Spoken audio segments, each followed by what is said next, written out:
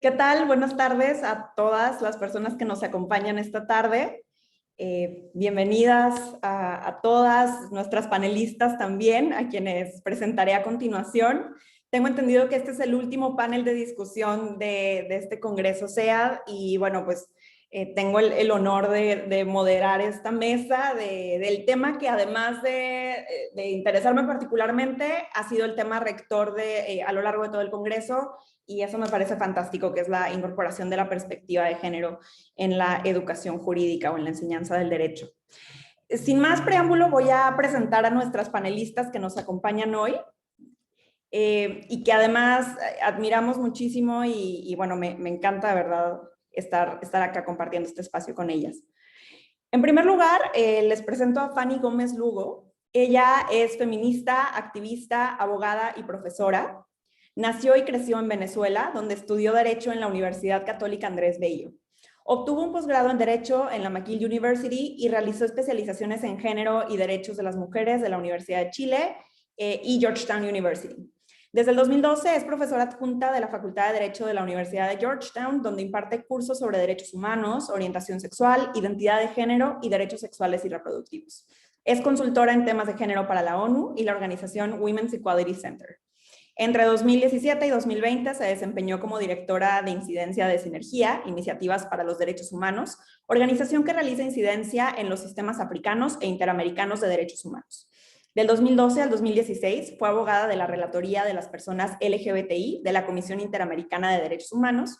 En 2007 entró como becaria a la Relatoría de las Mujeres de la CIDH y además de lo anterior, Fanny es autora de varias publicaciones en las áreas de sexualidad, género, salud y derechos humanos, así como integrante del Consejo Asesor Internacional de Australia Lesbian Foundation for Justice. Bienvenida, Fanny. También les presento a Lina María Céspedes Báez. Ella es abogada de la Universidad del Rosario, con especialización en Derecho Tributario de la misma institución. Cuenta con una maestría en estudios de género por la Universidad Nacional de Colombia, un Master of Laws por la Cardozo School of Law de Yeshiva University de Nueva York y el grado de Doctor in Juridical Justice por la Temple University de Filadelfia. Fue becaria Fulbright entre 2012 y 2014 y Residential Fellow del Institute for Global Law and Policy de la Escuela de Derecho de la Universidad de Harvard. Es profesora titular de la Facultad de Jurisprudencia de la Universidad del Rosario e integrante del Grupo de Investigación en Derecho Privado de la misma institución. Ha sido coordinadora académica de la Cátedra UNESCO de Género. Su quehacer en investigación se ha centrado en temas de género, propiedad, conflicto armado y derecho internacional. Ha ejercido la profesión jurídica desde el 2000 a través de litigio, asesoría legal y consultoría. Se desempeñó como vicedecana de la Facultad de Jurisprudencia de la Universidad del Rosario entre 2015 y 2019 y fue decana de la misma facultad en el primer semestre de 2019. Bienvenida, Lina, gracias por estar acá. A continuación les presento también a Lucía Núñez Rebolledo. Ella es doctora en Ciencias Sociales por la Universidad Autónoma Metropolitana, Unidad Xochimilco, en la línea de investigación Mujer y Relaciones de Género, maestra en Criminología y licenciada en Derecho. En 2015, dicha institución le otorgó la medalla al mérito académico. Realizó su estancia postdoctoral con apoyo de la beca CONACYT en el Instituto de Investigaciones Jurídicas de la UNAM. Actualmente es investigadora del Centro de Investigaciones y Estudios de Género de esta universidad. Es docente de la materia de victimología en la licenciatura de Ciencia Forense de la Facultad de Medicina de la UNAM, mientras que en la Facultad de Ciencias Políticas y Sociales imparte la materia de políticas públicas con perspectiva de género. Ha participado como ponente en diversos cursos, congresos, coloquios y seminarios con temas relacionados al género y el derecho, violencia contra las mujeres por motivos de género, la teoría crítica jurídico-penal, los derechos humanos, los feminismos y la criminología crítica. También ha impartido cursos a jueces, magistrados y ministerios públicos con temas relacionados con la procuración y administración de justicia con perspectiva de género. Sus temas de interés y estudio están relacionados con las regulaciones y reproducciones de subjetividades de género a través del dispositivo penal y de los discursos jurídicos, además de los feminismos, la sexualidad, el derecho y los derechos, la criminología crítica feminista y la victimología con corte crítico. Es integrante del Sistema Nacional de Investigadores de CONACYT. También forma parte de la Red Multidisciplinaria para la Investigación sobre la Discriminación, del Consejo para Prevenir y Eliminar la Discriminación en la Ciudad de México, así como de la Red Temática de Ciencias Forenses y de la Red Feminismos, Cultura y Poder, Diálogos desde el Sur. Es autora del libro El género en la ley penal, crítica feminista de la ilusión punitiva, editado por el Centro de Investigaciones y Estudios de Género de la UNAM. Entre sus más recientes publicaciones se encuentran los libros Justicia y Género, Perspectivas Emergentes y Buenas Prácticas en el Juzgar, El género y los derechos humanos, editado por el Instituto de Investigaciones Jurídicas de la UNAM y la Comisión de Derechos Humanos del Distrito Federal. Su último artículo, Impunidades y castigos generizados, Violencia contra las mujeres y Estado, fue publicado en la revista Tramas, Subjetividades y Procesos Sociales en 2020. Bienvenida, Lucía. Y finalmente les presento a Sandra Liliana Serrano García. Ella es profesora e investigadora de la Facultad Latinoamericana de Ciencias Sociales con sede en México, Flaxo. Sus áreas de investigación son violaciones graves a derechos humanos, instituciones de derechos humanos, género y derecho, y las relaciones entre derecho internacional y constitucional y cortes regionales y nacionales. Fue la coordinadora académica de la Maestría en Derechos Humanos y Democracia de la Flaxo México por 10 años. Actualmente es directora del Observatorio sobre Desapariciones e Impunidad en México. Ha participado y coordinado diversos estudios sobre acceso a la justicia, debido proceso, desaparición forzada, tortura y derechos de las mujeres. También ha sido consultora sobre esos temas para organismos como la Corte Interamericana de Derechos Humanos, la Comisión Interamericana de Mujeres, la Organización de Estados Americanos y el Instituto de Derechos Humanos de la Barra Internacional de Abogados. Sandra pertenece al Sistema Nacional de Investigadores. Tiene un doctorado en Derecho por el Instituto de Investigaciones Jurídicas de la UNAM, una maestría en Derecho Internacional de los Derechos Humanos por la Universidad de Essex en el Reino Unido y una licenciatura en Derecho por el Instituto Tecnológico Autónomo de México. Entre sus publicaciones se encuentran Crisis de estatalidad y violaciones a derechos humanos, Los derechos en acción, principios y obligaciones de derechos humanos, Recepción de los criterios interamericanos en cortes nacionales, Violaciones, derechos humanos y contexto, herramientas propuestas para documentar e investigar, y Los derechos humanos y la violencia. Sandra, igualmente bienvenida y muchas gracias a las 4 por estar acá esta tarde. Yo, la más feliz de moderar esta mesa. Entonces, si les parece, vamos a empezar con las preguntas detonadoras y a partir de ello iremos generando un diálogo que esperamos sea dinámico. Igual al final tendremos un espacio de 15 a 20 minutos más o menos de preguntas de quienes nos acompañan en el público. Y bueno, pues sin más, empezamos con la primera pregunta. Si me interesa incorporar la perspectiva de género en mi práctica docente, pero no soy la feminista empoderada y deconstruida que quisiera ser como para hacerlo, ¿qué hago? ¿Por dónde empiezo? ¿Voluntariamente alguien quiere empezar? Lucía. Me voy a aventar al ruedo ya de una vez. Bueno, primero que nada agradecer, ¿no?, al CEAD su invitación, a Ana por moderar esta mesa y a mis compañeras que están aquí compartiendo esta serie de reflexiones ante preguntas interesantes que espero que nos ayuden a seguir pensando sobre la enseñanza en el ámbito jurídico y la perspectiva de género y derechos humanos. Bueno, sobre la pregunta que nos estás planteando, fíjate que a mí desde que la leí me llamó mucho la atención los términos utilizados, ¿no? Porque me parece que no se necesita ni ser empoderada ni deconstruida para incorporar la perspectiva de género en nuestra práctica docente. Me voy a tratar de explicar. El feminismo para mí, y el feminismo creo que es un movimiento, y los feminismos, ¿no? Pero hablando, digamos, de manera paradigmática como movimiento político, el feminismo, más que una identidad, que lo es, también es una práctica.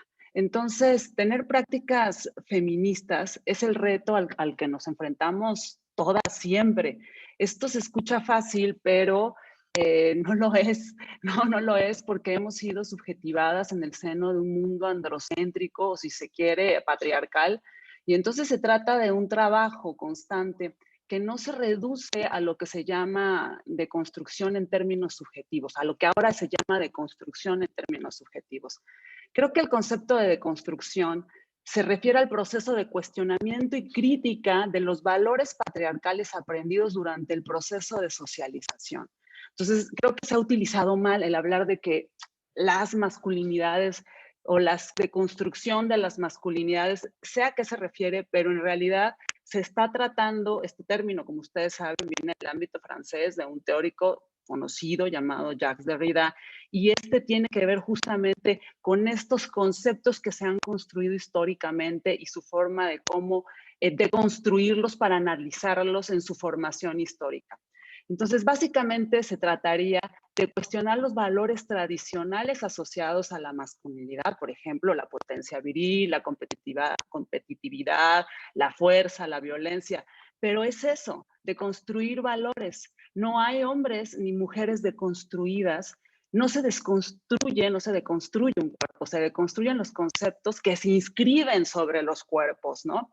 Y eso hay que tenerlo claro. Entonces, cuando hablamos de deconstrucción, se analizan los procesos por los cuales se construyen las prácticas de género. Creo que por eso cuando hablaban del empoderamiento y la de la construcción, creo que se ha abusado de estos conceptos hasta llegar al punto de poder decir que tal o cual persona está deconstruida, como si la tarea estuviese ya hecha, ¿no? Como si se pudiesen medir los niveles de deconstrucción de un sujeto, de una sujeta. Entonces creo que es necesario repensar el concepto y las malas aplicaciones de estos conceptos. Las prácticas se ejercen en un contexto, es decir, en determinadas situaciones de desigualdades de poder, y entonces creo que lo que hay que hacer es tomar conciencia para cambiarlas y politizarlas. Como se ha dicho, lo personal es político. Entonces, lo primero que yo diría es que tenemos que quitarnos de la cabeza la idea de que para enseñar con perspectiva de género e interseccional tenemos o tendríamos que ser feministas deconstruidas y empoderadas. Estos términos, como ya había dicho, creo que están mal aplicados, como el término empowerment o empoderamiento también, al igual que la construcción. Creo que esta ha sido una estrategia, surgió como una estrategia para la igualdad que fue impulsado, como ustedes saben, por la Conferencia Mundial de las Mujeres en Naciones Unidas, Beijing, 1995, pero ha decantado en la idea, ¿no?, que se ha criticado por otras juristas, por ejemplo, Rafia Zakaria, en su artículo El mito del empoderamiento de la mujer, de cómo este concepto ha devenido en más que pensar el empoderamiento como la transformación de la subordinación de género y de la eliminación de las estructuras opresoras, se ha visto como una política individual, incluso clientelista, o que hace omiso de las estructuras y centra la comprensión en estas estrategias rescatistas o humanitaristas que se han elaborado desde los países del norte global hacia los mal llamados países en vías de desarrollo. Por ahora quiero dejar eso, creo que tengo otras cosas que aportar, creo que finalmente para poder deconstruir, lo que no, ya lo expliqué que no se puede, para poder tener una enseñanza de derecho tendríamos primero que hacer una introspección crítica de cómo nos atraviesan las relaciones de poder, incluso nuestro propio ejercicio de enseñanza del derecho, que tiene que ver con que el derecho ha sido de manera histórica androcéntrico y que las formas de enseñarlo son jerárquicas y estratificadas. Entonces tendríamos que pensar también en cómo nos relacionamos con las y los alumnos al momento de enseñar. Empezando por ahí, para mí ya se hablaría de una perspectiva de género e interseccional para ponernos en los zapatos de las otras, los otros, de nuestras alumnas, los contextos de dificultad a los que se encuentran y no vernos como quien vamos a, como nos enseñaron en el derecho, a dar una cátedra desde esta posición jerárquica de subordinación y ¿no? Supra-subordinación. Y creo que por ahora dejaría ahí mi reflexión para seguir dialogando con mis compañeros. Gracias, Lucía. Ani. Para agregar, sí, un par de comentarios. Gracias, Lucía, por las reflexiones. Yo agregaría también ahí, me parece muy importante, lo primero que yo, pensando también en la pregunta, lo primero que pensé es, no se necesita ser una feminista empoderada para hablar de perspectiva de género, eso queda clarísimo. Digamos, yo creo que simplemente se tiene que tener una conciencia de que hay que enseñar a cuestionar la neutralidad de la norma, hay que enseñar a cuestionar la neutralidad del derecho, aparente neutralidad, ¿no? Y un poco lo que hablaba Lucía, yo le agregaría también, digamos, que el derecho se ha construido siempre desde un punto de vista androcéntrico, pero también heterosexual, ¿no? Y también de ciertas otras estructuras que terminan también perpetuándose y perpetuando prejuicios y perpetuándose en la norma también discriminaciones que luego también parecen ser neutrales y cuando las aplicas no lo son. Entonces yo diría que, digamos, creo que la primera enseñanza grande en relación con aplicar perspectiva de género también tiene que ser una perspectiva de género interseccional que también busque otras formas de opresión, ¿no? Sabemos muy bien que no hay un feminismo, hay muchos feminismos, pero también yo, por ejemplo, digamos, en lo personal y también en mi esfera pública, trato en lo más, digamos, en la mayor cantidad del tiempo posible pensar también en cuáles son mis privilegios, ¿no? Y cuáles son mis prejuicios. Bien, como lo decía Lucía, todas y todos y todes hemos nacido en una cultura que nos ha moldado de cierta manera, ¿no? Entonces creo que como docentes también tenemos una responsabilidad muy fuerte de cuestionar nuestros privilegios y nuestros prejuicios al momento también de enseñar, y que estamos en constante proceso. O sea, yo no coincido totalmente, Lucía, en términos de que no es un proceso terminado que tiene fin. Y ahí creo que un poco para conectar con lo que decía antes, es importante siempre, digamos, a los alumnos, a las alumnas, enseñarles que el derecho termina siendo al final un producto ideológico, un producto cultural, como lo es la norma, y que hay que empezar a pensar en todas esas perspectivas al momento de analizarlo. No dar nada por sentado, sino cuestionar todo este tipo de normas que en realidad, lamentablemente, cuando yo estudié Derecho, por ejemplo, a mí no me enseñaban a cuestionar nada, te enseñaban el derecho, esta es la norma, esto es lo que te tienes que aprender, casi que de una manera absolutamente autómata, y fue después cuando me di cuenta que muchas de las enseñanzas que estaban siendo impartidas en las escuelas de Derecho terminaban reforzando todos los estereotipos que luego a través del trabajo y la práctica logré darme cuenta que estaban. Entonces creo que lo principal es entender primero que esto no, y lo otro también está un poco conectado con las otras preguntas, es que esto no es algo, un campo exclusivo de mujeres, digamos, o exclusivo de personas de la diversidad. No es que tenemos la batuta de decir, bueno, ¿no? Y realmente tienes que tener ciertas categorías para poder enseñar. Yo creo que en el momento en el que cualquier persona se puede dar cuenta de los prejuicios, de los estereotipos que tiene, también de los privilegios, y puede aprender a tener una mirada crítica del derecho, cuando excluye a mujeres, cuando excluye a personas tradicionalmente excluidas, incluyendo personas de la diversidad, creo que eso es como lo clave para tener las herramientas para poder enseñar con perspectiva de género, ¿no? Agregaría esos comentarios. Buenísimo. Sandra. Gracias, Analu. De nuevo, un placer estar aquí. Muchísimas gracias al CEAD por la invitación y, bueno, y compartir este panel con mujeres tan talentosas. Yo, bueno, coincido, ya hay muy poco que se pueda agregar a lo que dijo Lucía y lo que dijo Fanny.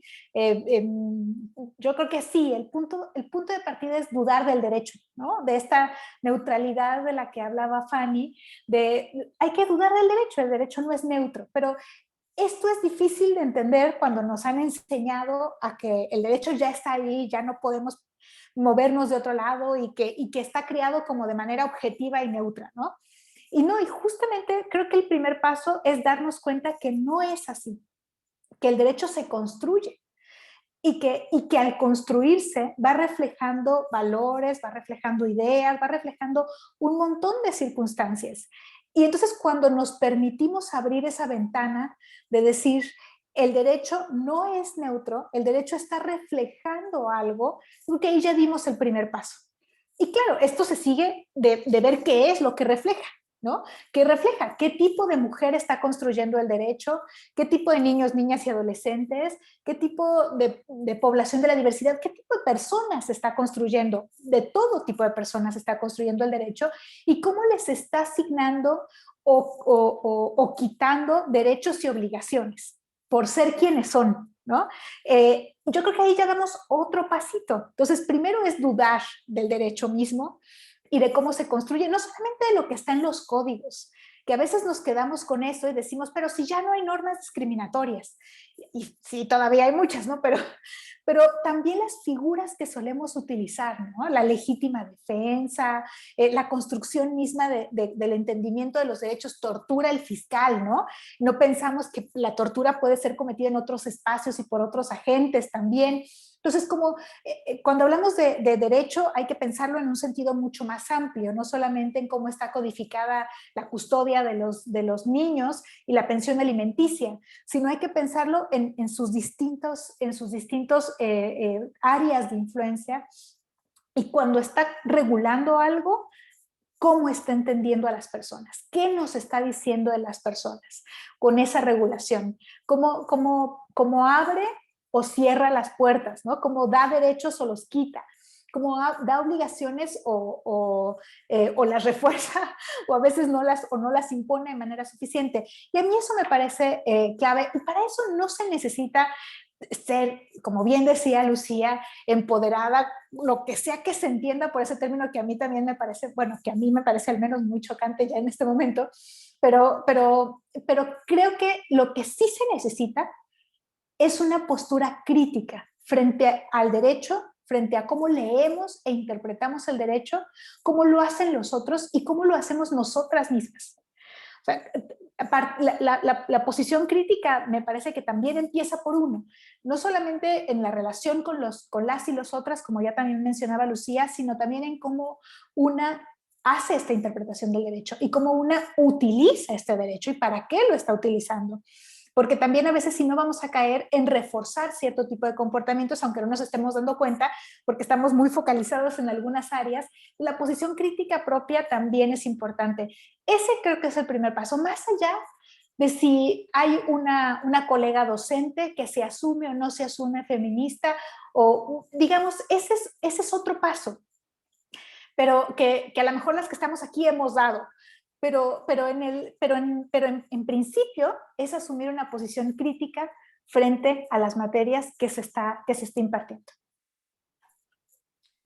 Adelante, Lina. Gracias, amiga. Bueno, pues excelente todas estas contribuciones. Yo leí la pregunta tal vez de una manera un poquito distinta, y yo leí la pregunta como si una amiga se acercara y me dijera, oiga, quiero dar una clase con perspectiva de género, sin embargo, tengo unos problemas, entre ellos puedo tener un contexto que no es muy favorable, ¿sí? Y yo no tengo como esas ganas de ser hipercombativa en el salón de clases, ¿sí? No quiero generar mucha controversia, o sea, no me siento tan empoderada ni la superfeminista para tomar unas posiciones tan combativas en clase, yo la leí así.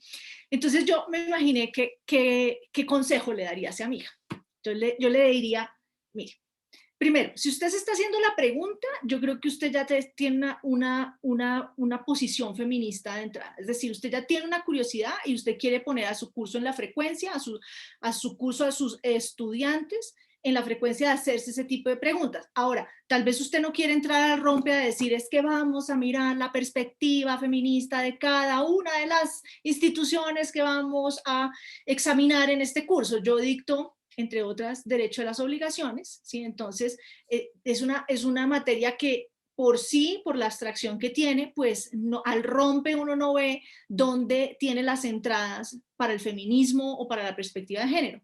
Pero yo le diría, amiga, colega, usted coja las instituciones derogadas, porque a mí siempre ha parecido que aquí, digamos, nosotras sabemos que, por lo menos a mí cuando yo estudié no me enseñaron derechos humanos con mucha profundidad, tampoco me enseñaron perspectiva de género, etc. Pero yo le diría, coja las instituciones derogadas donde ese ángulo de género sea muy evidente. ¿Por qué coja las instituciones derogadas? Primero, porque esas instituciones, aún a pesar de ser derogadas, tienen efectos en nuestra realidad del día de hoy, ¿sí? Entonces yo le diría, por ejemplo, si usted da clase de derecho privado, coja la potestad marital. La potestad marital, en el caso de Colombia, fue completamente eliminada, fue eliminada poquito a poquito, pero fue completamente sacada del ordenamiento quitándole los últimos pedazos en 1974, ¿sí? Y por eso yo no la estudié cuando estuve estudiando Derecho. A mí pasé por ahí, es decir, nadie habló de eso, en el código decía derogado por el decreto tal, no sé qué. Y después cuando me metí en temas de género, yo decía, Dios mío, mi mamá estuvo casada pero varias décadas bajo la potestad marital y de pronto un día se la quitaron. Y entonces todo el mundo pensó, oiga, no, ya, se acabó la potestad marital, hay un borrón y cuenta nueva, de 1974 hacia atrás, pobres mujeres, de 1974 en adelante, todas las mujeres están liberadas. Pues no, si usted empieza hablando de la potestad marital, ¿cómo fue consagrada? ¿Por qué fue pensada? ¿Cuál era su razonamiento? ¿En qué momento se abolió completamente? Y usted le dice a los estudiantes, posiblemente sus abuelas, sus mamás, crecieron en esto, con estas limitaciones, que su marido escogía el domicilio, su marido tenía la patria potestad sobre los hijos, su mamá o su abuela no la tenía. Y ustedes les dicen, en 1974 supuestamente desaparece, ¿sí? Pero es que el derecho puede sacar una norma del ordenamiento, pero la sociedad sigue moldeada, ¿sí? Por la influencia de una norma que no está en el código, tal vez. Entonces, y yo cuando fui estudiante, como no pasé por ahí, ya cuando empecé a estudiar temas de género y eso, yo decía, Dios mío, ¿cuánto me hubiera servido a mí estudiar todas las instituciones derogadas? ¿Sí? Que los profesores pasan de largo porque no, que eso ya no está. Entonces, yo le daría ese consejo práctico. Amiga, colega, empieza con eso y vas a ver que si tú no quieres generar una confrontación, ¿no?, al rompe, eso te sirve también para concientizar a tus estudiantes sobre instituciones jurídicas específicas. Buenísimo, Lina. Muchas gracias. Gracias a todas por sus aportaciones, que efectivamente desde cualquiera de las dos perspectivas, creo que la conclusión es, empecemos, ¿no? O sea, como no hay requisitos previos para incorporar la perspectiva de género, como lo queramos hacer, pero lo podemos hacer. Muchas gracias a todas por sus respuestas. Vamos a ir a la siguiente pregunta y esta dice, ¿podría decirse que es relativamente sencillo encontrar materiales sobre perspectiva de género en relación con el sistema de justicia penal, con derecho electoral o constitucional? ¿Qué hacemos si damos clase de mercantil, fiscal u otras donde no es tan sencillo encontrar este tipo de herramientas? Lina. Ahora comienzo yo. Primero, tenemos que crear las herramientas. ¿Sí? Entonces, lo primero que hay que hacer, nos damos cuenta, hay unos vacíos. Yo creo que aquí hay un tema, y lo digo pues y me emociono porque además yo en este momento estoy haciendo un esfuerzo de investigación pues con otra colega, precisamente en derecho tributario, género y derecho tributario en Colombia. Y pues ha sido un esfuerzo súper interesante. Entonces, primero, pues hay que conocer los vacíos para empezar a generar los materiales. Hay que generar materiales de clase, ¿sí? Es decir, en pregrado, no sé cómo será en sus países, en donde vivan, etcétera, pero pues el manual y el tratado siguen siendo unos instrumentos básicos para enseñar el derecho en pregrado, ¿cierto? Entonces, bueno, entonces hay que hacer los manuales, etcétera. Bueno, esa es una. Dos, yo creo que a pesar de no existir manuales, uno puede tener entradas a cada uno de estos temas sin necesidad de no ir a buscar una literatura hiperespecializada para sentirse uno cómodo dando estos temas. Y para mí siempre la entrada ha sido hacerle una crítica a una categoría liberal, legal, que es la persona. La persona, el concepto de persona o sujeto jurídico. Y entonces esa es una entrada para mí a todos los temas, a pesar de que yo no sea la más experta de todas, ¿sí? Puede ser que yo sea experta en obligaciones, en tributario, pero pues puede ser que yo no sea experta en derecho laboral, etcétera, pero me da la entrada. ¿Por qué? Porque la persona, todas sabemos, lo hemos hablado, esa idea de la persona, del sujeto jurídico que es neutro, está pensada en masculino, generalmente un propietario blanco o lo que se asemeja a blanco en las sociedades, etcétera. Y si uno coge ese concepto y lo lleva a cada área del derecho, uno va a encontrar replicada esa persona con unas características adicionales en cada una de las áreas. Entonces, por ejemplo, en el derecho laboral, pues empecemos, me encanta ese ejemplo. En el derecho privado, por ejemplo, una de las manifestaciones de esa persona o ese sujeto jurídico es ese señor aburridísimo, pero que es el estándar de cuidado, que es el buen padre de familia, que tiene los códigos. Esa es una noción típicamente privada del sujeto jurídico y está moldeada alrededor de unas ideas específicas de cómo se tiene cuidado, ¿no? En qué contextos, de qué tipo de negocios hace, etc. Uno lo lleva al derecho laboral, ese concepto de persona. Entonces, ¿quién es ese sujeto en el derecho laboral? Es supuestamente un sujeto neutro, pero ese sujeto neutro nunca está embarazado, nunca tiene que cambiar pañales, no hace la comida, ¿no? Tiene libre de 8 de la, bueno, en Colombia que todo empieza a las 7 de la mañana, tiene libre de 7 de la mañana a 5 de la tarde, porque ahí no tiene que tener cuidado de nadie. Y a mí me parece que si uno empieza por esas grandes nociones que sostienen las áreas jurídicas, uno puede empezar a hacer críticas así no haya muchos materiales especializados. En el caso del derecho tributario, ¿quién es?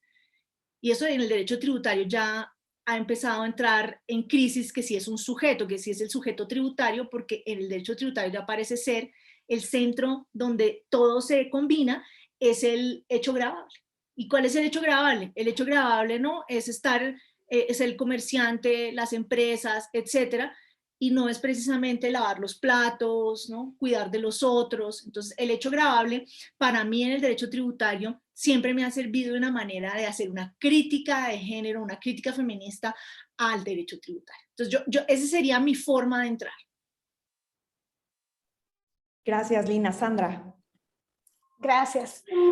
A ver, para mí, por ejemplo, esto siempre ha sido un reto, pero yo creo que más allá de que uno desearía tener los instrumentos, uno es darles a leer el texto de Lina, ¿no? Yo creo que hay que darles a leer textos de colegas mujeres, ¿no? Eso es importante. Tengan o no perspectiva de género. Ahí también quiero hacer como esta diferencia. Preferiblemente si tienen o no perspectiva de género, pero incluso que lean a colegas mujeres en estos temas, sí cambia la visión, sí les da les abre el panorama de leer a lo que diríamos en México, las vacas sagradas, ¿no? Que siempre son hombres ya grandes, barbados, blancos. Pues bueno, creo que eso también es importante para ir incluyendo a otras autoras, a otras doctrinarias, a otras colegas también en el análisis. Yo creo que un esfuerzo importante en América Latina es el que ha hecho Red Alas en producir textos no solamente en constitucional o en penal, sino en muchas áreas del derecho. Yo creo que están haciendo un esfuerzo tremendo, que lo siguen haciendo desde aquel primer libro de La mirada de los jueces, ¿no? Desde que iban con un capítulo de cada tema. Yo creo que han seguido haciendo un esfuerzo tremendo y yo creo que ahí es una mirada, por lo menos que a mí cuando empecé a trabajar en esto me sirvió mucho, me dio un montón de luces y que para mí siempre es algo que recuerdo con mucho cariño y al que regreso, pues, ¿no? Y ahora veo sus nuevas publicaciones. Pero las sentencias son clave. Las sentencias son importantísimas. Más allá de esto que existe, las sentencias son importantísimas. Poder leer las sentencias con esta mirada crítica de la que hablábamos en la pregunta anterior y poder utilizar las sentencias como herramientas en el aprendizaje cumple varios objetivos, pero en cuanto a la perspectiva de género, justamente por la ausencia de considerar a la perspectiva de género en la mayoría de las decisiones, es por lo que me parece que son importantes. Yo me he encontrado con distintas sentencias en el área de derecho mercantil, derecho bancario, donde simplemente puedes ver que en una contradicción de tesis, la mayoría de las personas que están o que presentaron los amparos de origen fueron mujeres y fueron despojadas de sus bienes, ¿no? de derechos reales por no cumplir ciertos requisitos de derechos personales, ¿no? Entonces, son cosas muy extrañas. Pero claro, la sentencia no logra reflejar eso, ¿no? Entonces puedes ejecutar una hipoteca y despojar a alguien de su casa por ser una mujer viuda que no registró su matrimonio en el registro público de la propiedad, ¿no? Entonces, ese tipo de elementos que se trasladan al derecho mercantil, que están en las sentencias que no solemos criticar porque no vemos que ahí hay una cuestión de género, de principio no pensamos que hay una cuestión de género, como lo podríamos ver más claramente en el derecho penal o en el derecho de familia, en realidad sí están. Y están en estas sentencias. Por eso la publicidad de las sentencias es fundamental, pero leer las sentencias con esta clave crítica es importantísimo. Sí, para mí, por lo menos, sí me parece que son elementos fundamentales en la docencia con perspectiva de género. Yo ahí quizás para agregar, muy, muy brevemente, creo que hay poco que agregar. Estoy de acuerdo con lo que han dicho Lina y Sandra. Evidentemente hay vacíos en ciertas disciplinas, precisamente porque no se le ha dado esa mirada. Recordemos también que críticas feministas al derecho, digamos, tienen muy pocos años de hacerse. Estamos apenas empezando, me parece a mí. Pero yo creo que con eso, digamos, para mí el mensaje más clave es decir, una vez que se aprende digamos, una vez que yo me pongo los lentes de la discriminación, una vez que yo me pongo los lentes de la perspectiva de género, una vez que yo me pongo los lentes de mirar con una mirada crítica, feminista, el derecho, yo puedo aplicar todas las herramientas que leo de un documento sobre crítica al derecho penal, lo puedo aplicar a las otras herramientas, digamos. Yo creo que es bastante trasladable estos conceptos. sobre todo porque son herramientas, porque no son conceptos, son herramientas para ver el derecho de una perspectiva crítica.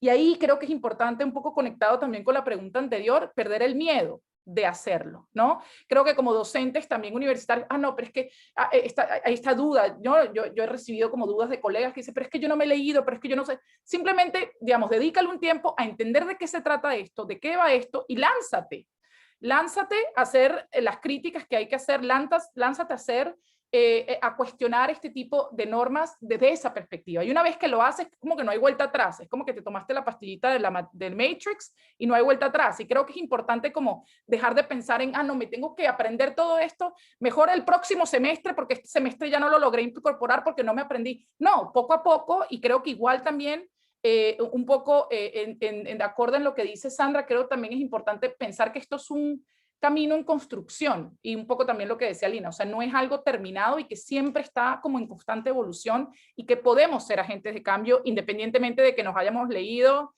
no sé, a Butler, ¿no? O a Simón de Beauvoir. O sea, no es necesario llegar hasta ese punto para tener esta mirada crítica. Gracias, Fanny. Lucía, ¿quisieras agregar algo? Sí, bueno, yo un poco en la línea de Fanny diría que sí hay que remarcar la importancia de que todos, y en este caso los docentes, comprendan las relaciones desiguales de poder entre los géneros y que estas relaciones influyen en todos los ámbitos de nuestra vida. También creo que los manuales, los protocolos y todos estos textos teóricos, estas herramientas hay que crearlas efectivamente, pero también creo que hay digamos, un efecto, puede haber un efecto no deseado, ¿no? Como todo, y que hay que tener cuidado. Los manuales y protocolos son importantes porque facilitan y estandarizan técnicas, perfeccionan y sistematizan formas de actuar, de reaccionar, pero en muchas ocasiones también se convierten en una camisa de fuerza porque no permiten que los profesores y las profesoras incorporen la perspectiva de género como algo propio y no ajeno, como que alguien viene y te dice qué hacer en tal caso, como un instructivo para armar, ¿no?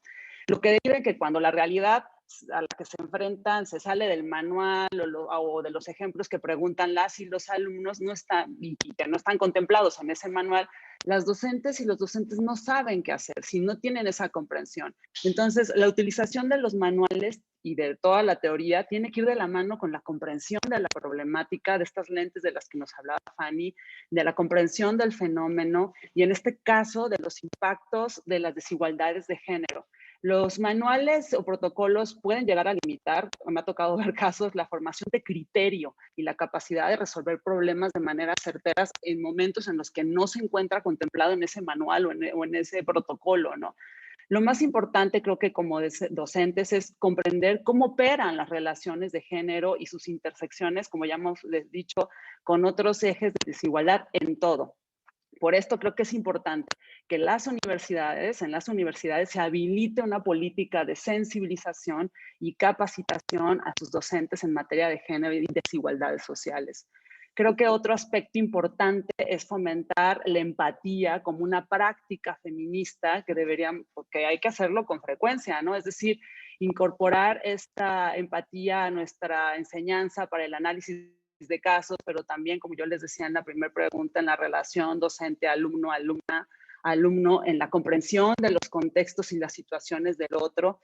Por ejemplo, no sé, en el derecho laboral, además del análisis de género, es muy importante el análisis de clase, el impacto del capitalismo, la observación y el estudio del feminismo. No solamente es el género, como lo hemos estado pensando siempre, ¿no? Reducir el género a mujeres o solamente a este eje de opresión. Entonces, creo que, y muy interesante lo que nos compartía Lina, ¿no? Sobre el ámbito tributario en México, hemos tenido y tenemos que tener cuidado, sobre todo ahora con las disputas con esta cuestión de los impuestos a los productos de higiene femenina, ¿no? Y tenemos que tener, creo que un ejemplo muy claro de cómo tenemos que tener estas lentes de género es, por ejemplo, cuestionar la existencia del conocido impuesto rosa, ¿no? Y ver cómo estas desigualdades y prejuicios, estereotipos impactan en todos los temas y en todos los temas del derecho y ámbitos de la vida, como venía diciendo. Muchísimas gracias a las 4. Vamos a pasar a la siguiente pregunta. Dice, sabemos que dentro del feminismo, o bueno, de los feminismos, existen opiniones distintas respecto a la participación o el papel de los hombres en estos temas. Considerando que todavía son mayoría los directores de las escuelas de derecho y los docentes, ¿cómo deberían involucrarse en estos espacios y esfuerzos y cuál creen que debe ser su participación? ¿Quién levanta la mano? Fanny. Quizás hay un par de comentarios y reflexiones. Lo primero que pensé cuando leí la pregunta, en realidad, es que creo que es errado asumir que si es una mujer directora de la Escuela de Derecho va a ser feminista y va a querer incorporar perspectiva de género, ¿no? Creo que ese es un error que cometemos en asumir e igualar, equiparar, digamos, ser mujer con tener esta perspectiva incorporada. Lamentablemente, digamos, no son todas las mujeres que están en la enseñanza jurídica o en direcciones de facultades o en puestos altos que tienen esta perspectiva incorporada o que ven la importancia. Entonces creo que, y por ejemplo ahí contar quizás una anécdota, ahorita en sistemas internacionales y regionales hay todo un movimiento para cambiar la foto, el tema de la paridad de género, hashtag cambia la foto, un poco con esta idea de que, pues obviamente los hombres de ciertos tipos, ¿no? Hombres blancos, heterosexuales, etcétera, han dominado ciertos espacios de dirección en órganos internacionales, etcétera, o puestos altos de Naciones Unidas o en sistemas regionales, y hay como toda esta campaña también de cambiemos la foto, y a mí eso me parece, a mí en lo personal me parece preocupante que digamos que sea el 2021 y nuestra solicitud sea cambiemos la foto por una mujer. O sea, yo quisiera pensar que en realidad es cambiemos la foto por una mujer feminista, cambiemos la foto por una mujer que quiere incorporar una perspectiva de género en estos espacios. Entonces, eso como comentario previo. En relación con ya como más en materia de la pregunta, yo pienso que realmente necesitamos la mayor cantidad de hombres que podamos tener como aliados del movimiento o incluso como feministas, ¿no? Yo creo que hay posturas en que si los hombres pueden ser feministas o no son feministas, o si pueden ser aliados o no lo son. Yo creo que más allá de la etiqueta y más allá de como ese peso que le damos, creo que es muy importante que precisamente porque son estructuras de poder que están establecidas de una manera, realmente no vamos a lograr lo que decimos las feministas, tumbar el patriarcado, etcétera, si no realmente tenemos creo yo, o pensaría yo, si tenemos alguna colaboración o alguna alianza con los hombres que se den cuenta que esto es un problema, que se den cuenta que esto es algo que hay que trabajarlo. Y ahí, sin ir muy lejos, pienso en el caso ahora que está en México de Félix Salgado, y perdón que quizás politice esta situación, pero creo que es importante toda esta cuestión, este llamamiento que le están haciendo a AMLO de que rompa el pacto patriarcal, ¿no? Un poco la idea de decir, no, digamos, ya sabemos toda la problemática que hay con la exclusión de mujeres, con diversidades de ciertos espacios, sabemos todo el mal que le hace a la sociedad, no solamente a las mujeres y a las personas de la diversidad, el patriarcado, ¿no? La cultura androcéntrica, heterosexista, etcétera. Y ya sabemos todo esto, no podemos permitir que los hombres sigan siendo cómplices de esto. Entonces yo diría, sí, es absolutamente necesario. ¿Cómo debemos involucrar a los hombres en estos espacios? ¿Cuál creen que debe ser la participación? Yo creo que definitivamente aliados y definitivamente también un poco poner la carga en decir, ustedes tienen que ser responsables y tienen que capacitarse en este tema, ¿no? Tienen que aprender y entender. No puede ser que nosotras seamos siempre las que tenemos que estar explicando y tenemos que tener la carga de estar explicando de todas estas estructuras. Entonces, creo que hay una responsabilidad allí que los hombres tienen que cumplir y también un rol que pueden cumplir un poco para avanzar hacia una sociedad más igualitaria y más justa y más inclusiva, no solamente para las mujeres y para las personas de la diversidad, sino para todos y todas, ¿no? Buenísimo, Fanny, gracias. Lina. Bueno, pues Fanny ya dijo como unas cosas muy importantes. Yo, pensando en las cosas muy prácticas, yo estoy de acuerdo en que Fanny, lo que dijo Fanny respecto de necesitamos involucrar a los hombres. ¿Sí? Este tema del género no puede seguir siendo como una rareza de unas mujeres que están en las universidades o en los centros de investigación y que tienen o unos clústeres de materias que son electivas que generalmente toman mujeres y de vez en cuando algún hombre, o unos clústeres de investigación donde generalmente solo se reúnen mujeres y investigan mujeres y de pronto investigan hombres. Entonces, digamos, yo creo que hay unas cuestiones muy prácticas ahí y primero yo creo que tenemos que hacer un esfuerzo de hacer investigación que muestre los beneficios para los hombres de la perspectiva de género. ¿Sí? Es decir, no estoy diciendo nada distinto a lo que Naciones Unidas se dio cuenta cuando decidió cambiar del enfoque mujeres en el desarrollo a género del desarrollo. Es decir, no podemos pensar este tema solo diciendo esto es un tema exclusivo de mujeres. Claro, que las mujeres sufren una serie de violencias específicas, no vamos a negar esto, ni discriminaciones específicas, pero tenemos que mostrar también lo que decía una colega mía la semana pasada, y es, los hombres también están atrapados en esos estereotipos de género y tienen unos costos muy altos de los estereotipos de género, ¿sí? Es decir, que el hombre ideal, el sujeto jurídico ideal del derecho laboral sea un hombre o un hombre que no tiene ninguna responsabilidad en la crianza de sus hijos más allá de ser el proveedor, es un costo muy alto para digamos, la población masculina. Entonces tenemos que yo creo que hay que hacer un llamado a hacer investigación feminista y con enfoque de género que también demuestre los beneficios de este enfoque para con ellos.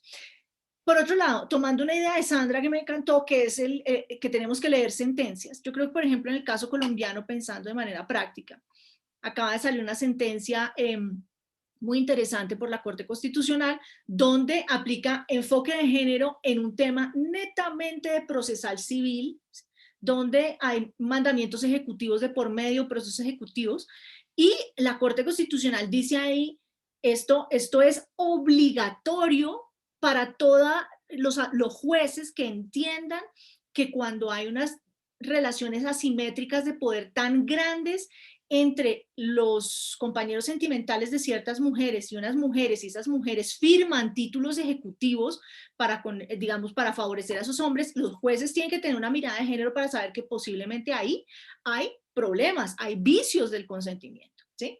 Entonces yo decía, esto es una sentencia poderosísima porque es un llamado no solo del Estado, no solo de los jueces, es un llamado a las facultades de derecho. Es decir, estos jueces y los abogados que asesoraron a esas mujeres pueden estar enfrentando una responsabilidad muy grande por no tener perspectiva de género.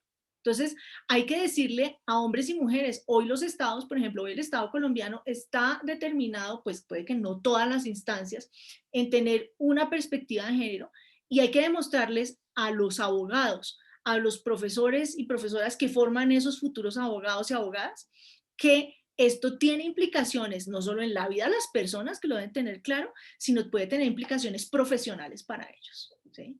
Entonces yo creo que es un llamamiento a decir, aquí hay una responsabilidad profesional completamente clara que puede acarrearle a usted sanciones en el futuro. Entonces, como nosotros, yo decía en la facultad, tenemos que hacer una reflexión porque ahora no podemos sacar al mercado laboral abogados y abogadas que no tengan claro esto porque la jurisprudencia está cambiando constantemente. Entonces yo creo que esa es una entrada práctica que yo vería en el caso colombiano. No sé cómo se podría asimilar en los casos de las otras jurisdicciones. Gracias, Lina. ¿Lucía? Sí, bueno, es una pregunta difícil en el término de la política activista en los feminismos y no sé también en otros países, creo que es igual, pero en México, ¿no? Yo tengo claro que es importante la participación de los hombres, el feminismo debe incluir, ser lo más amplio posible, ¿no? También creo que como movimiento político y práctica no debe ser esencialista. Sin embargo, sí creo que la protagonista y el sujeto político, ¿no? Tiene que, de manera estratégica, tenemos que generar alianzas, pero que tiene que dirigirse, digamos, hacia la mujer y los sujetos feminizados, porque hemos tenido muchas experiencias, ¿no? En el ámbito, por ejemplo, jurídico, y la misma pregunta lo dice, la mayoría de los hombres son directores de las facultades de las escuelas de derecho y ahí ya tenemos un problema, ¿no? Porque creo que ahí justo está la discriminación de cómo las mujeres seguimos ocupando los puestos de menos valoración, ¿no? O minusvaluados. Y justo que la actitud de los hombres que se dicen aliados del feminismo debe ser activa, pero sí dando paso al protagonismo a las mujeres, ¿no? Y no queriendo tomar el estandarte del feminista, pero sin dejar sus privilegios a un lado. Para empezar, la participación tendría que dar pie a la amplitud, ¿no? Hemos peleado por las cuotas en el ámbito político, de género, por la paridad, y en eso tenemos que hacer también en las universidades y en los puestos académicos importantes que no ocupamos.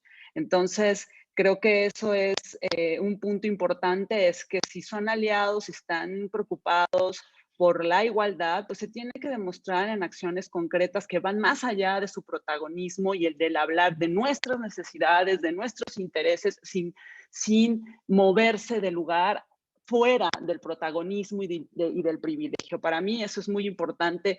Para mí un indicador, un hombre que está preocupado que por transformar las relaciones entre los géneros, por transformar estas relaciones con las más igualitarias, no tiene que ver con la enunciación, sino son justamente la coherencia con la práctica y ese correr sin moverse del lugar, ¿no? Para que el protagonismo en esta situación, en nuestras situaciones, sea el de las mujeres. Por supuesto, otro elemento importante es romper con el pacto patriarcal, ¿no? que está en las universidades y que genera el acoso y el hostigamiento, no solamente sexual, que siempre nos centramos en eso, y para mí, desde mi punto de vista, tiene que ver más con el acoso y el hostigamiento sexista laboral que ejercen los hombres para mantener sus privilegios, ¿no? Entonces, ese pacto patriarcal, por supuesto que tiene que ser pues, roto y terminado y centrarnos mucho en el sexismo y en las relaciones sexistas que generan discriminación y al generar discriminación generan la violencia que estamos viviendo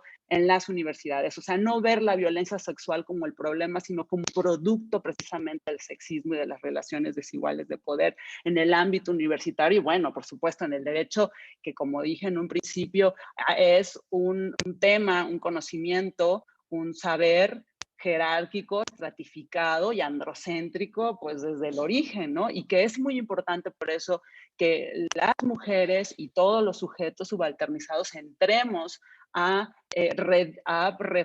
que reformular, a pensar otra forma de derecho en el que no esté pensado este sujeto ideal que ha sido producto del derecho y de los discursos liberales modernos de cómo se han surgido pues estas normas, ¿no? Y bueno, eso lo dejaría por ahora. Muchas gracias, Lucía. Adelante, Sandra. Gracias. Pues yo nada más agregaría ya un punto muy mínimo a todo lo que ustedes han comentado. Y es que me parece que debemos de tomar esos comités académicos, los consejos académicos y las direcciones.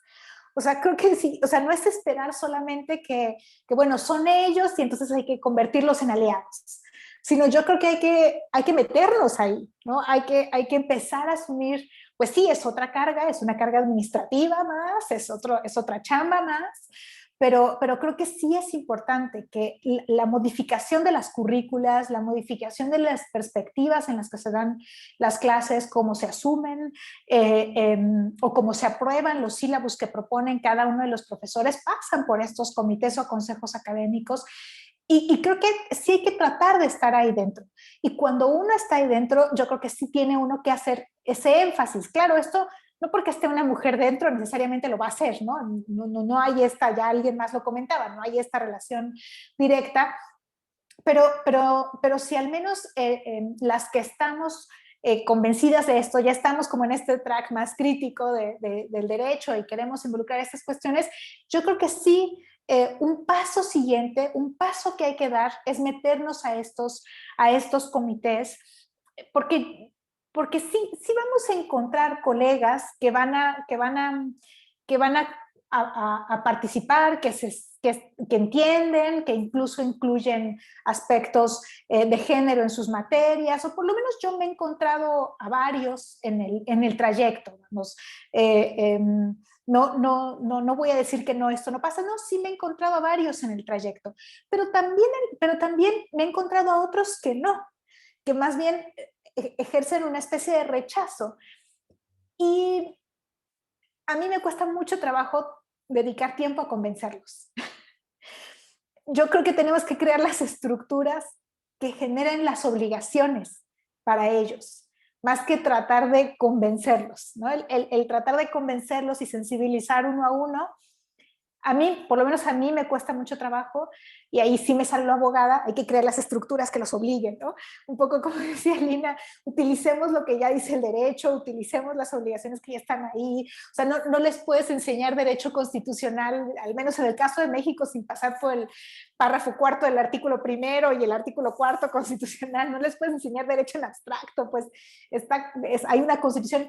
Entonces, por eso creo que estos órganos, para nosotras que nos interesa empujar esto, sí son importantes. No es solamente la figura de la mujer por la mujer ahí, y yo ahí estaría totalmente de acuerdo con lo que ya se comentó, pero si queremos empujar un cambio, creo que no hay que solamente pensar que se van a convencer y que van a ayudar. Qué bueno los que sí, y ahí estarán, pero creo que sí es algo que nos va a seguir tocando empujar desde estos órganos también. Muchas gracias. Lina, y luego Lucía. Es que Sandra dio en el punto y no quisiera dejar pasar esto. Yo creo que Sandra tiene mucha razón en decir, tenemos que generar las dinámicas, ¿cierto? Que logren llevar a que haya una apropiación del enfoque por otros sujetos no interesados.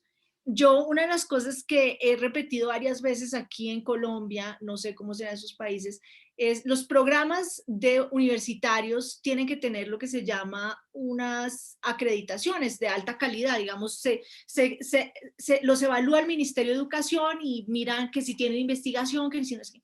Yo creo que el Ministerio de Educación sería una gran herramienta si dentro de los procesos de acreditación observara para dar la acreditación si hay un enfoque de género transversal no solo a los currículos, sino transversal a la estructura misma de gobierno de las facultades. Entonces, esto no es solo para derecho, esto es para todos los programas, para toda la universidad. Entonces, yo creo que una de las cosas, uno de los factores de incidencia que nosotras debemos realmente tener es tratar de que los ministerios de educación empiecen a exigirle a las universidades materialización de esos compromisos de igualdad que tienen por allá en las constituciones, ¿no? Etcétera, y en las decisiones judiciales. Yo creo que ahí podemos hacer una gran incidencia y provocar un cambio. Gracias, Lina. Adelante, Lucía. Para meter el desorden, ya saben, como buena feminista, quiero meter el desorden y la polémica.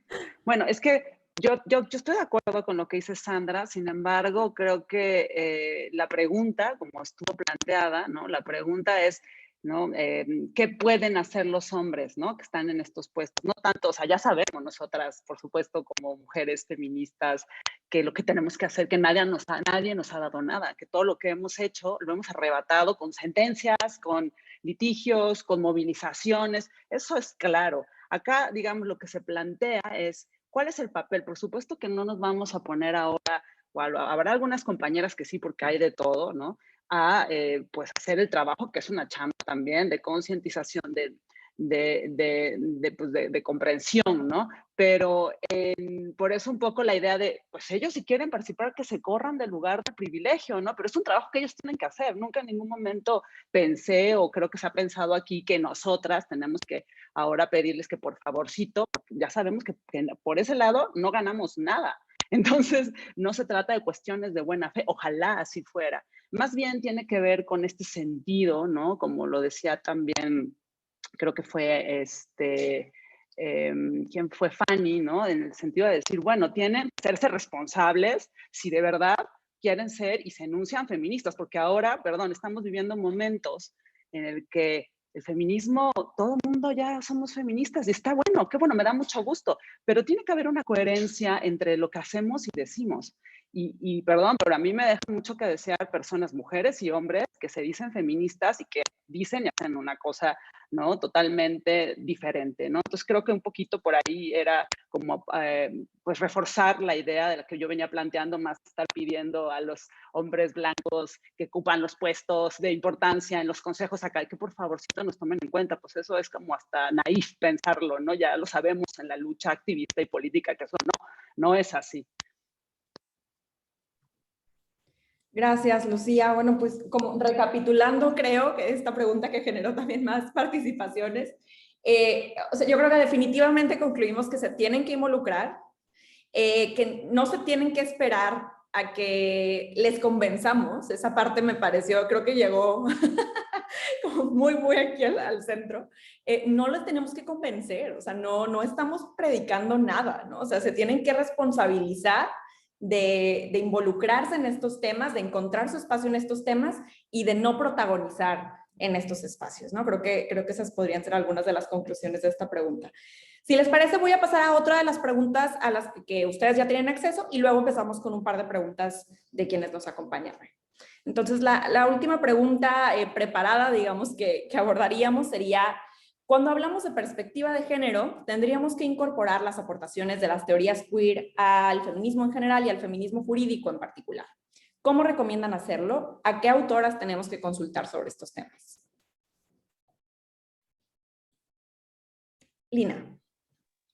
Bueno, a mí me encantó la pregunta por muchas razones, y yo creo que es una invitación interesante a, digamos, a incluir distintas perspectivas en ese enfoque de género, es decir, algo que ya había hablado Fanny, todo el tema LGBT, todos los feminismos, tanto del norte global como del sur global, y además la teoría queer, ¿cierto?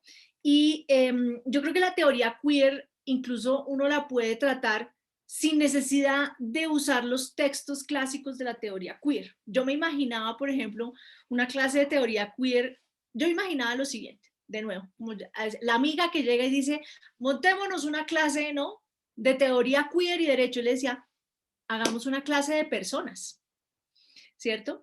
Hagamos una clase de personas y empecemos hablando de la determinación del sexo y cómo se determina y cómo funciona el registro civil y cómo nuestros países, digamos, tienen todas esas estructuras de aquí la registraduría, ¿cierto? Y cómo cojamos el formulario que tiene nada más femenino o masculino. Y yo les diría a los estudiantes, leamos una novela de Virginia Woolf que se llama El Orlando, ¿cierto? Y leamos a Orlando y empecemos a discutir, por ejemplo, cuál es el rol del derecho en la construcción conceptual del sexo. Y después yo cogería, por ejemplo, Colombia con su Corte Constitucional tiene una jurisprudencia supremamente rica en temas de intersexualidad y en temas de tránsitos, ¿no?, en temas de transexualidad. Entonces, puede que ni siquiera cojamos a Judith Butler ni cojamos a Diane Otto en Derecho Internacional y Teoría Queer, sino cogemos cosas que tenemos a la mano, ¿cierto? Y podemos coger un texto súper clásico de género y de perspectiva de género, digamos, casi segunda ola, que dicen, ¿no?, que el sexo es biológico y que el género es cultural, y después lo contrastamos de pronto con alguna lectura como, por ejemplo, uno podría coger aquí en Colombia a Ochi Curiel, podría coger a Verena, podría coger también de otras latitudes Verena Stolki, podría incluso coger, a mí me encanta, Janet Halley, y ver cómo ya nada más cogiendo el tema de personas, determinación del sexo y el registro civil, uno está haciendo teoría queer en derecho.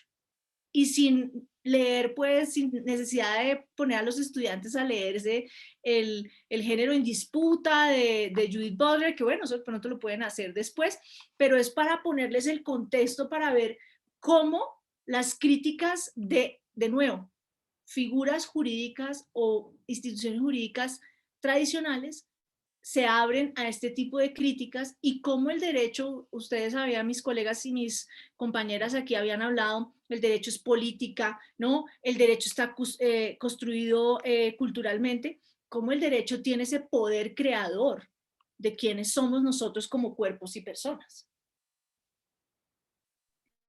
Gracias, Lina. Fanny. Sí, yo ahí quizás un poco para abonar a la discusión. Gracias, Lina, me encantó todo lo que dijiste. Yo creo que estoy de acuerdo con ese punto. Creo que también hay como esta idea que creo que es importante romper, lo vengo diciendo en las preguntas anteriores, como este miedo que se tiene a entrar en estos temas porque son demasiado complicados, porque son demasiado complejos. Y después cuando se empieza a leer, entonces tengo miedo de hablar porque no quiero meter la pata, no quiero ser políticamente correcto. Y eso genera, creo yo, un efecto paralizante, un chilling effect allí, que genera que más bien, en vez de, digamos, en vez de ser y que tengamos una postura académica o feminista que sea más incluyente, que traigamos a más personas, termina siendo como una situación en la cual la gente tiene mucho miedo y prefiere no meterse porque esos temas son muy complejos. Y al final no son tan complejos. O sea, al final creo que, digamos, sí, podríamos también recomendar a Judith Butler, pero es realmente de un calibre complejo. O sea, si realmente quieres empezar, no empieces por Judith Butler, ¿no? Creo que yo un poco secundo esta apelación a ver lo que tenemos y lo que se ha hecho, por ejemplo, desde por ejemplo, el Poder Judicial o incluso a nivel internacional, los acercamientos que ha habido en relación con perspectivas queer, o de diversidad, más que todo, al planteamiento del derecho como un tema, ¿no? Entonces, por ejemplo, pensaría que sería mucho más sencillo empezar, por ejemplo, con leyendo la opinión consultiva 2417 de la Corte Interamericana, que es una sentencia de la Corte Interamericana que pues tiene sus críticas, podemos hacer, ¿no?, muchas críticas en relación con sobre todo los planteamientos que se hacen teóricos, pero en el fondo es algo muy concreto y muy manejable en relación a cómo se debería de incorporar una perspectiva de orientación sexual e identidad de género al derecho.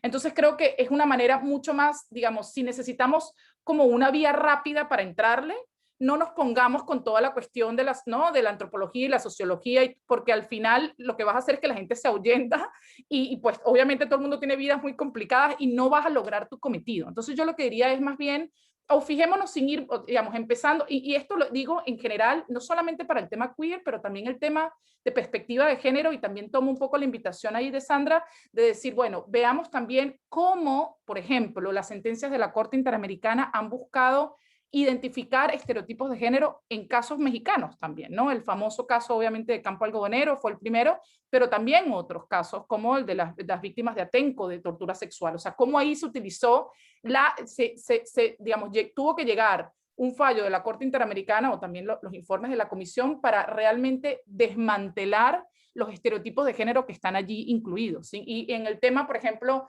de derechos de personas trans, también hay una sentencia reciente, el año pasado, de Azul Rojas Marín contra Perú, que un poco hablaba también este tema de estereotipos de género en relación ya no con una mujer cisgénero, sino con una mujer trans, ¿no? Cómo se aplican allí estos temas. Entonces, lo que creo es que nuevamente tenemos que tratar de dejar de pensar que esto es una cuestión que solamente ciertas eruditas intelectuales feministas así especiales que en su burbuja pueden tocar, porque así nunca lo vamos a lograr. O sea, no tenemos realmente, el feminismo y la perspectiva de género tienen que ser herramientas que puedan ser replicables en todos los niveles y en todos los ámbitos, y de una manera sencilla, que no sea algo tan complicado, tan complejo.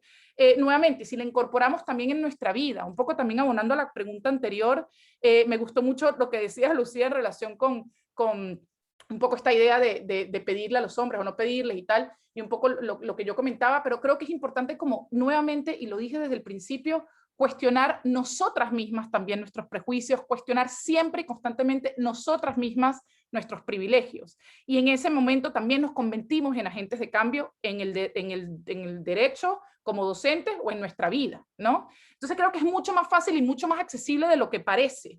Y está mucho más al alcance, hay que estudiar un poquito, pero una vez que se estudia un poquito y se aprende lo básico, se puede replicar en todo, y requiere un poco de esfuerzo, es lo único. Gracias, Fanny. Adelante, Sandra. Gracias. Yo tengo realmente muy poco que aportar en este punto.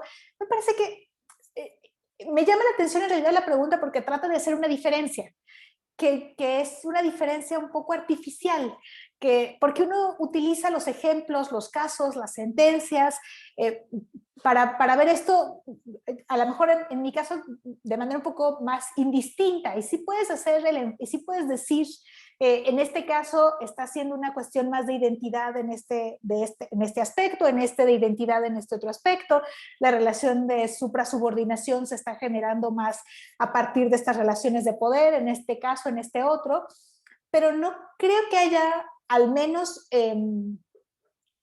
si no es un curso especializado en esto, ¿no? Porque claro, si es un curso especializado en esto es otra cosa, ¿no? Pero si no es un curso especializado en esto, me parece que los ejemplos que ya mencionó Fanny y también lo que mencionó Lina, me parece que fluyen muy bien y entran muy bien cuando hablamos en general de género. Ahora sí hay que hacer las diferencias entre perspectiva de género y feminismos.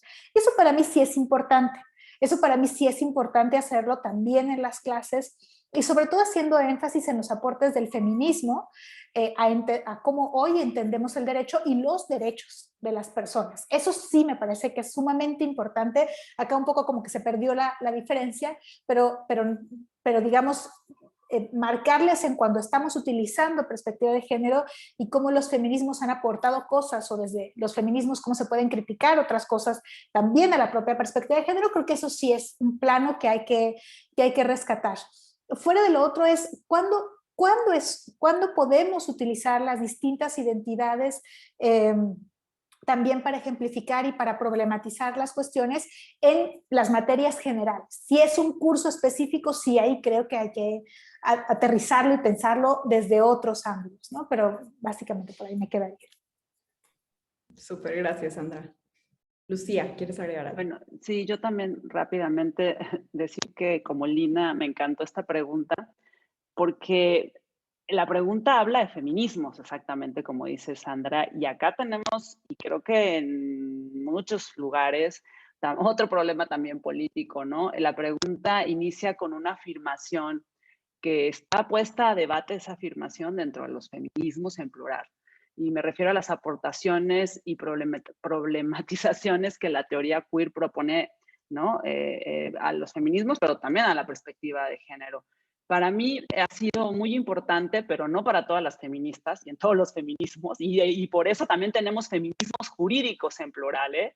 Entonces, para mí ha sido fundamental entender la categoría género, ¿no? Y las relaciones de género, no como sinónimo de mujeres o de mujer, ¿no? Mucho ya se ha discutido al respecto, no voy a entrar ahora en eso, pero desde mi perspectiva, para mí, no solo, como dije al inicio, el feminismo no solamente es un movimiento político, es una práctica, y tiene que y debe y tiende a trascender las posturas esencialistas que reducen un movimiento tan potente, amplio, desde mi punto de vista, a un biologicismo, a una biología, lo cual creo que justo fue lo que legitimó un montón de desigualdades, ¿no? Como el racismo, el sexismo, pero también el cissexismo, ¿no? Que no es lo mismo que la teoría queer, pero digamos tiene que ver con esta discriminación de las identidades de género y la discriminación y la violencia que sufren también las personas con orientaciones sexuales disidentes o diversas, dependiendo desde dónde se posiciona uno.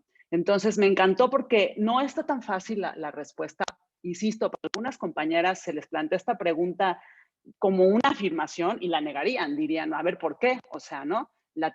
Niegan la teoría queer, hay una corriente del feminismo que niega la teoría queer y que actualmente estamos en debate justo por lo que hablaba de, pues sí, de un regreso desde mi punto de vista a una especie de esencialismo donde los feminismos se reducen a la cuestión biológica de si se tiene un cuerpo vulvo o no. Entonces es un sujeto político digno de ser o abanderar el movimiento feminista, ¿no? Entonces es un tema, es una pregunta importante, pero creo que sí nos lleva a debates más complejos, ¿no? Y ya como yo dije desde mi punto de vista, por supuesto que debería de entrar al feminismo en general, esta problematización y los aportes de la teoría queer y de los movimientos queer, que además han elaborado también estos propios sujetas, ¿no? Han hecho también varias aportaciones Creo también que es importante lo práctico, como abogadas además tendemos mucho a eso, ¿no?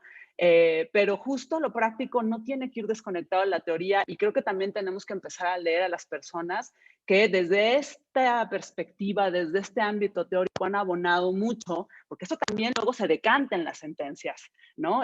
Han abonado mucho. Creo que en América Latina podría enunciar a un autor, ¿no?, que ha hecho críticas sobre las políticas públicas, donde entran también las legislaciones y las formas de producir sentencias, política pública, que es Blas Radi, ¿no? Creo que ha hecho aportaciones importantes sobre justamente qué es el cisexismo, cómo afecta en las políticas públicas y en las leyes, en los derechos humanos de las mujeres también, como un constructo normativo que está pensado en una mujer cisgénero, ¿no? Y creo que es importante empezar a leer esos aportes también, que son de América Latina y no son tampoco transportadas de otros contextos.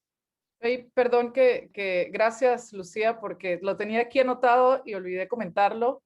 Realmente es súper importante lo que estás comentando. Yo tengo una gran preocupación por esta, digamos, esta radicalización del feminismo, los nuevos feminismos radicales que también, digamos, han encontrado eco en, digamos, el feminismo que yo aprendí de los 90 y los 2000 y esta definición tradicional de género ya para mí no se sostiene, y hay, digamos, feministas muy jóvenes que están surgiendo ahora, que se apoyan un poco en las feministas de los 90, los 2000 para ser trans excluyentes, ¿no? Y realmente es muy, muy preocupante. Por ejemplo, esta semana vi que se está discutiendo la ley trans en España, y había es muy preocupante no solamente por lo que significa para nuestras sociedades y de un punto de vista teórico académico, sino porque hay efectos prácticos muy, muy peligrosos. Y es decir, este tipo de feminismo que excluye a personas trans está siendo replicado y una plataforma para los grupos antiderechos, ¿no? Los grupos que niegan la existencia de personas trans utilizan y se refuerzan de este feminismo y básicamente terminan propagando estas ideas. Entonces, esta semana se estaba discutiendo la ley trans en España y está la presidenta del Partido Feminista de España en un evento con una organización que se llama Hazte Oír, que es una organización antiderechos de las más dañinas exportadas de España, ¿no? Entonces, creo que es súper importante también estar atentos y atentas y atentes a esta radicalización o esa instrumentalización del feminismo de esta manera, que finalmente termina convergiendo con posturas que van en contra de nuestra existencia como mujeres y como personas diversas, ¿no? Entonces, es súper importante, gracias por haberlo traído, porque es realmente muy preocupante. Gracias a todas, la verdad es que es riquísimo escucharles sobre estos temas que me parece que en otros grupos discutimos cotidianamente, o compartimos estas preocupaciones, y escuchar su opinión en un espacio como este, dirigido también hacia cómo enseñamos el derecho, cómo lo entendemos y a quienes estamos incluyendo o a quienes queremos incluir en nuestras clases, me parece de verdad muy, muy rico. Vamos a pasar entonces, vamos a dejar el espacio que nos deja para las preguntas que ha formulado el público. Si les parece, les voy a hacer las preguntas que ya se han hecho y ustedes deciden quiénes responden la pregunta que ustedes deseen, procurando cuidar pues que terminemos en tiempo con las respuestas a estas preguntas. La primera pregunta la hizo Julie y va así, dice: ¿somos nosotros los profesores quienes deberíamos de abordar la perspectiva de género o definitivamente la institución educativa quien brinde los canales para acceder al tema tanto por alumnas como por profesores? Esa es la primera. La segunda es una pregunta de Elia, que dice: ¿qué nivel de resistencia encuentran respecto a sus compañeros abogados, hombres cisgénero al menos, respecto a la perspectiva de género? La pregunta de Araceli dice: yo diseño materiales en línea para la licenciatura y maestría en Derecho en una universidad privada. Una forma de empezar a incorporar la perspectiva de género podría ser diseñar actividades por medio de las cuales las y los estudiantes empiecen a reflexionar sobre estos temas. Y ya. ¿Quién quiere empezar? Yo ahí Perdón, solo me adelanto porque se puede hacer muy breve. El par de preguntas de Elia y de Araceli creo que se conectan. Y un poco, yo lo que creo, digamos, sí, evidentemente resistencia siempre vamos a encontrar, creo que es algo a lo que uno ya se ha preparado y una ya ha estado realmente cada vez desarrollando más herramientas para lidiar con el tema de las resistencias. Para mí lo que más me ha funcionado es el tema obviamente del diálogo. Lo hablábamos aquí alguna de mis colegas, el tema de la empatía es súper importante. Pero no desde, imagínate si fuera tu mamá, imagínate si fuera tu esposa, imagínate si fuera tu hija. Sino más, yo creo que pasa un poco por partir, o sea, esto que plantea Araceli me parece la clave. Actividades que generen la autorreflexión, pero desde ejemplos muy concretos y específicos, ¿no? Ya no tanto una cuestión general, es importante incorporar la perspectiva de género, un poco también Lina lo mencionaba en sus preguntas, en sus respuestas en relación a ver cuán beneficioso es para los hombres también y para la sociedad en general incorporar una perspectiva de género en el derecho, ¿no?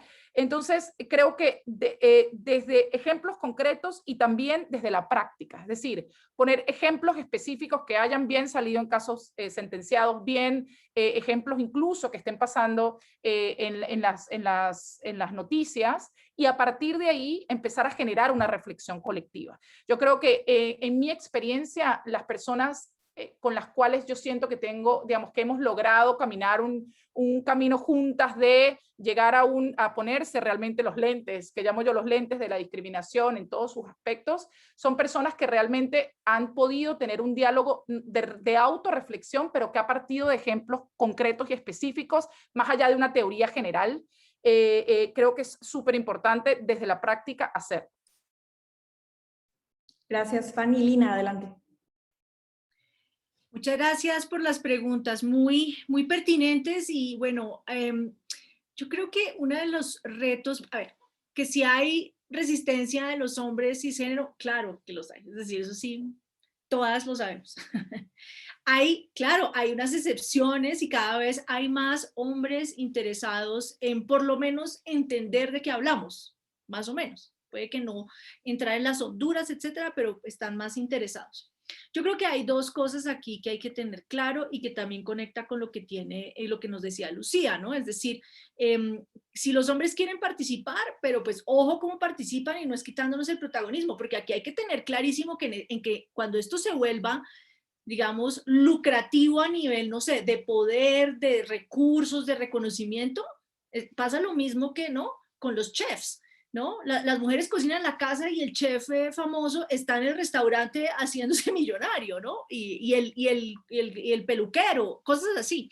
Entonces yo creo que hay que mirar eso con mucha calma y es que me parece que la llamada de Lucía es muy importante, es cómo los vamos a incorporar y cómo ellos se van a incorporar a estas reflexiones. Ahora, a otro nivel, yo sí creo que es muy importante, y esto yo se lo digo a mis estudiantes, se lo digo a mis colegas, es decir, tenemos que mostrar que esto que hacemos nosotros no es costura ni una ciencia esotérica.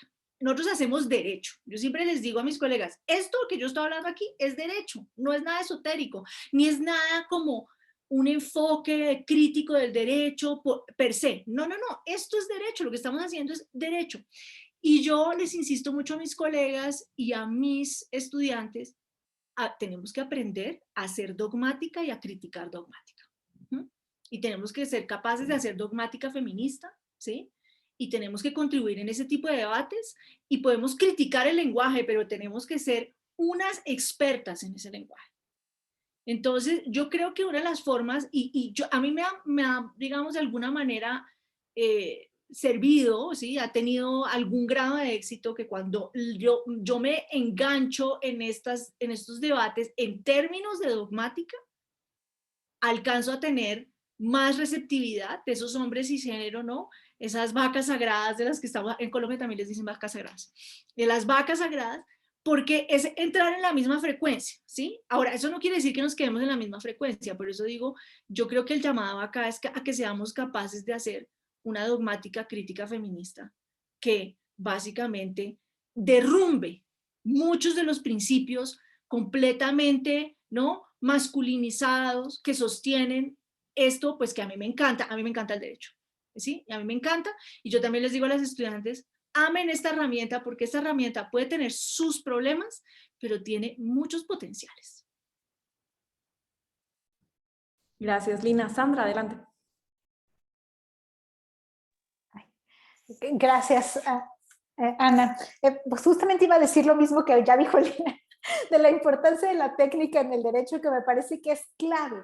O sea, creo que no podemos quedarnos solo hablando de perspectiva de género en el derecho, sino que creo que es muy importante que que nos especialicemos en algún área del derecho y que en realidad desde ahí es de donde podemos realmente discutir, porque es muy difícil que seamos expertas en fiscal, laboral, familiar, penal, en todo, ¿no? Pero justamente porque son perspectivas o formas de hacer, de interpretar y de utilizar el derecho que van a tener resistencia, es justamente por eso que debemos de ser mucho más técnicas, ¿no?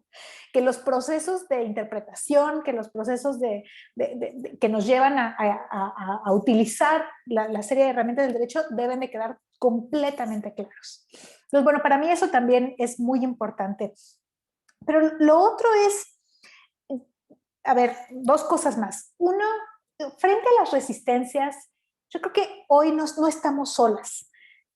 Por lo menos en mi caso, he tenido la fortuna de tener muchas estudiantes que son las que han empujado que se incorporen estos temas en materias que a lo mejor inicialmente no estaba dispuesto en los temarios visibilizar esto, aunque veían cosas y demás, no estaba necesariamente visible. Y han sido ellas las que incluso me han empujado a hacerlo, ¿no?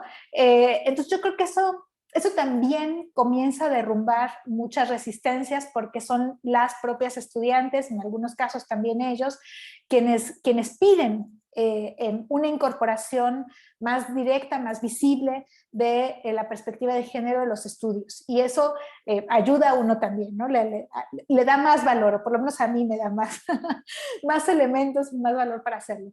Y la última cosa es que estas resistencias no solamente están en el campo docente, también a veces están en el campo de la investigación académica. Y ahí también es bien interesante cómo cuesta trabajo que se incorporen perspectivas de género en las investigaciones, no sé, de cualquier área, al menos en las ciencias sociales, donde yo me muevo un poco más, y donde a veces se ve como, pero es que esto no es tan importante, o cómo lo vamos a evaluar, o cómo se va a medir esto, como si no tuviera una importancia por sí misma de descifrarnos la realidad que estamos viviendo. Y aquí es donde yo en los últimos tiempos me he encontrado más resistencias, más que en el campo docente, en el campo de la investigación en materia de violaciones a derechos humanos. Como que incluso el reconocer que se puede pensar, por ejemplo, en las desapariciones con perspectiva de género, cuesta trabajo, ¿no? Entonces solamente se piensa en cuántas mujeres desaparecidas, cuántos hombres desaparecidos y ya. Pero no, en realidad tiene muchas capas, hay muchas formas de pensar esto, y que eso al final termina incidiendo en una disminución de la protección de los derechos de las mujeres, entre otros, por supuesto la diversidad sexual, por supuesto, pero en esta materia particular que ahorita lo tengo muy presente, ¿no? Y me he visto como en la necesidad de tener que ceder ciertas cosas como para empezar a ganar terrenos, ¿no? O sea, como, bueno, cedo un poquito, llegamos hasta aquí, ganamos este terreno, pero ya vi todo lo que nos falta. Entonces, hoy ese es otro ámbito cuando hacemos investigación en materia de en ciencias sociales o en violaciones a derechos humanos, donde me he encontrado muchas resistencias, por más paradójico que parezca. Investigaciones en derechos humanos, conjugar la perspectiva de género ha sido complicado.